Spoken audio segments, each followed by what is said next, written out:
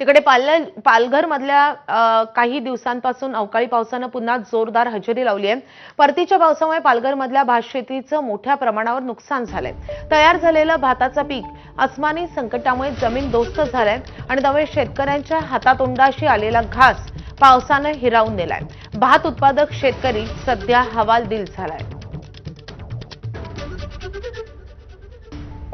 यंदा पाऊस चांगला झाला आणि त्यानंतर जे भात शेती असू द्या किंवा इतर पिकं आहेत ती बहरू लागली होती, चांगली फुलली सुद्धा होती, चांगला दाणा निर्माण झाला होता।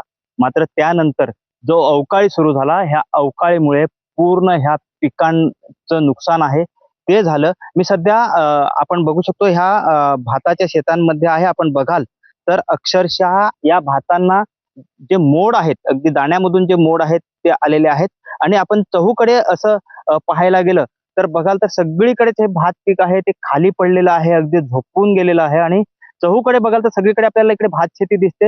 या भात शेतीचं मोठ्या प्रमाणात नुकसान झालं। आता हे जे पीक आहे ते घरात न नेण्यासारखं झालेलं आहे, कारण ह्या दाण्याला आहे पूर्ण मोड आले, त्याच्यामुळे ते दाणे आता वापरण्यासारखेच राहिलेले नाहीत। शेती 7 एकर एवढी शेती आहे, पण शेत सगळं पाण्याच्या खाली रुजून गेलेलं आहे। आम्हाला सगळं काहीच नेता आलेलं नाही, आमच्याकडे कोणीच आलेलं बघायला नाही।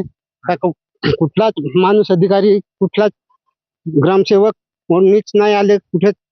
तर आम्ही हे शेती करत होतो ते सगळं पाण्यात रुजून गेलेलं आहे आणि हे पीक आम्हाला ची मोजमापणी करून त्याची भरपाई आम्हाला करून पाहिजे सरकारकडून। ह्यामध्ये सरकार किंवा जे शासन आहे ते कशा प्रकारे या शेतकऱ्यांना